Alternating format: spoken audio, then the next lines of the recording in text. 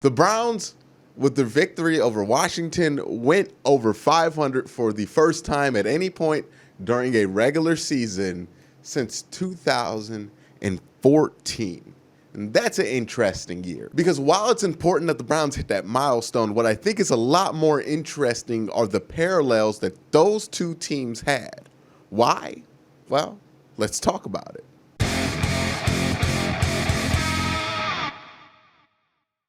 Real quick, if you're new here, make sure you hit that like button, hit that subscribe button, and ding that notification bell so you can be notified when I upload. Going to be a ton of content to go along with the NFL season, so if you want to make sure you're locked in for this season, subscribe, ding that notification bell so you can be notified when I upload. The more and more I look at it and think of it, 2014 in a lot of ways is a prelude to this year, right? A number 6 at quarterback, a great rotation of running backs, 95 is your best pass rusher, the offensive line is a major strength, and you run what is known as the Shanahan system. But in 2014, you had an actual Shanahan running the system.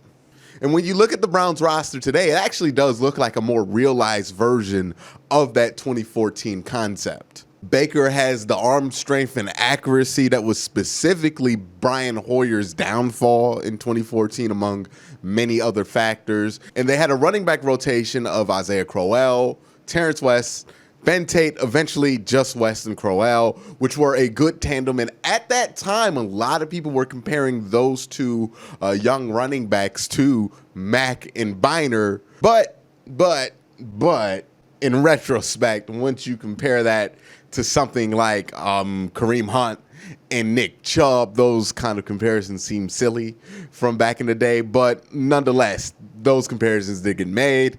And now we have Kareem Hunt and Nick Chubb, who are much better than Terrence West and Isaiah Crowell. Your 95 that was your best pass rusher in 2014 was Armonte Bryant, and the 95 is now Myles Garrett. Much better 95, in my opinion. I know, hot take. But we know how 2014 ended. Alex Mack got injured in week 5, destabilizing the offensive line that was a massive strength. Then Josh Gordon returned. The front office got involved. Hoyer started forcing it to Josh Gordon at their request and at the coaching staff's request too, which hurt the offense. Then they used Hoyer's struggles of forcing the ball to Josh Gordon as a reason to bench him for Johnny Manziel, at the behest of locker room leadership and the coaching staff. A decision so bad that Kyle Shanahan actually left the team after this year, in large part because of the Johnny Manziel and Josh Gordon debacle that ended this season. And that's why the Browns went from 7-4 leading the division in November to 7-9, losing 5 straight, and having Johnny Manziel party in Las Vegas to end the season. And the Browns changed their uniforms, which were ugly at the time and still ugly today in most combinations. And a fun fact about those uniforms, the Browns didn't spend a single game in those uniforms above 500. And the second they switch back, well, we're at where we're at today, where they are over 500. So maybe the uniforms were so bad they held the team down, right? But that 2014 offense with Kyle Shanahan has a ton of parallels by design with, the Kevin Stefanski offense, partly because it's a very similar offensive system and philosophy, also because the personnel is very similar to what that team had. So what I want to do is look through this offense and just see how vast the upgrades are and how likely is it that this team could do something like they did in 2014 where they go up and then they choke. Is it the system? Is it the players? Well, let's take a little bit of a deeper look at it, and we're going to start with the quarterback position. Brian Hoyer, Baker Mayfield. Now, there are going to be some people who are going to still tell you Brian Hoyer might be a better quarterback than Baker Mayfield. I think that's kind of hilarious. Baker Mayfield has a lot more talent, a lot more arm strength, a lot more accuracy, is just a better fit for this system than Brian Hoyer is. A lot of the issues with Brian Hoyer was when you want to take the shots downfield in play action, he could not consistently do that. And if you need evidence of this, watch the 2014 game against Indianapolis. It was dreadful in that area. The Browns would have easily won that game if he would have made one of the deep balls that he threw, but he missed guys by miles, who were open by miles. So Brian Hoyer definitely had his downfalls. Definitely is not the fit in the system that Baker Mayfield looks to be from a talent perspective. Now, can Baker Mayfield clean up the turnovers? Can he continue to play well as he has when he's given a much larger load?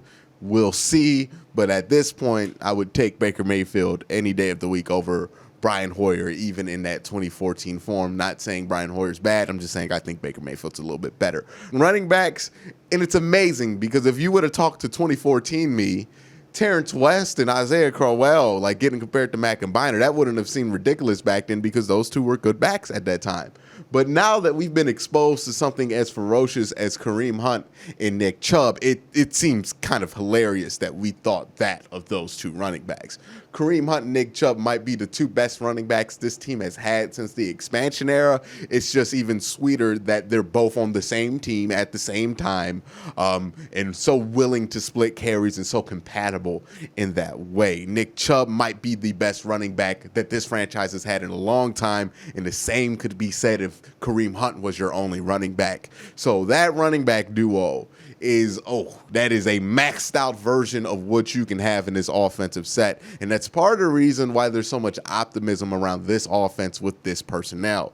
Now let's move on to the wide receiver group. And I think the 2014 wide receiver group got disrespected a lot in its time, but it's actually aged out to be a decent one. Taylor Gabriel, who turned out to be a good wide receiver for a few years after his stint in Cleveland. Miles Austin, who still had some juice in 2014. Andrew Hawkins, who was pretty decent. So it wasn't a terrible wide receiving core, but again, compared to what the Browns have now with Odell, Jarvis, and then maybe Rashard, maybe Kadero Hodge, whoever that third guy wants to be, it's a much different situation. Same fits, just much better players. And that's the difference between having Odell in there versus like trying to force Josh Gordon in there. For all the complaints about Odell, they're not similar at all in nature or in football to what the complaints were about Josh Gordon. You have to remember, all the off-the-field stuff with Josh Gordon aside, the complaints about Josh Gordon on the football field were that he really wasn't a student of the game when it came to football. He really didn't take seriously that part of the game. He wouldn't run the plays that were called in the huddle. He would just try to get open every play. And in 2013, when everything was crumbled and Brandon Wheaton had no other option than to throw it up to Josh, that worked out. But in any other system, and in a system like Kyle Shanahan's where you have to do what Kyle Shanahan wants you to do, it didn't work out. Odell and Jarvis are completely different in that way, where they are good because they can stay within the structure of an offense, and they are at best when they do that. So that fit is much better than what they had, even if you add Josh Gordon in there. Taylor Gabriel was pretty good and everybody else on that wide receiving core was a good fit. And I think that's why the team suffered so much when they tried to force Josh Gordon in, because Josh Gordon, while an excellent player at that time, just didn't fit the offense. And that offense needed to be ran in a specific way in order to be effective, as we've seen in previous years. So massive upgrade in the wide receiver position, in my opinion. Tight ends. Jim Dre, who was a good blocking tight end. I think he was a coach for the Browns last year. And Jordan Cameron, who was fine. Like, Jordan Cameron was a early version of what David Njoku has ended up to be in Cleveland. Injury prone, athletic, can have his moments, really get you excited one year, and then just has a letdown the next. And then you juxtapose that with Harrison Bryant, who's unproven at this point, had his first touchdown last week, and Austin Hooper, who is proven and has had a better career at this point than Jordan Cameron. I think that's an upgrade both in blocking and in just depth for the tight end group. The offensive line is the one area that doesn't stack up as well to the 2014 team, but if you let me read out the names of the offensive linemen that were on this roster in 2014, you'll understand. Because that offensive line had Joe Thomas, a rookie Joe Bitonio, Alex Mack, John Greco, and Mitchell Schwartz. That is a great offensive line. It's really hard to fathom how hard that is to top, right? Joe Thomas is a Hall of Famer, first ballot Hall of Famer, the best left tackle of his generation. Next to him, you had a rookie Joe Bitonio, who has turned out to be one of the better left guards in the NFL. Mitchell Schwartz, one of the better left tackles. Alex Mack, one of the better centers in the NFL for a very long time. These are guys, four of them, who have been the best at their position or close to the best at their position. Joe Thomas for almost his entire career, and the other guys for over 5 years they maintain, and still to a point maintain that status. And John Greco was a little underrated, not a great player, but underrated. Now this offensive line looks a little different, right? Instead of Joel being the rookie next to the veteran left tackle and Joe Thomas, he is now the vet who is bringing in the rookie Jedrick Wills, who's been pretty good throughout the start of the season.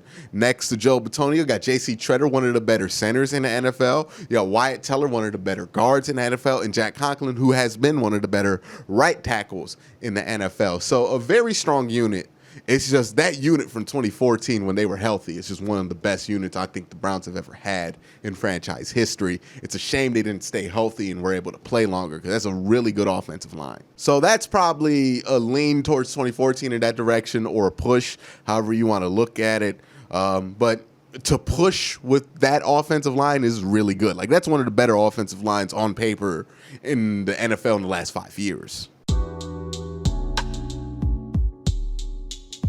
So on paper, that 2014 Browns team was running Kyle Shanahan's offense with, if you're a PC gamer, recommended settings, right? You're going to get good enough performance. You're going to see what you need to see out of this as long as all the parts stay healthy. Now, what happened was that all the parts didn't stay healthy. You had to push some parts in, and then you got pretty bad performance at the end of the season. But this 2020 roster is like trying to run that exact same offense with everything maxed out. Like, you got all the nines. You don't only have a better running back than you had in that year, you have 2 running backs who are much better than anybody that you had in that roster in that year.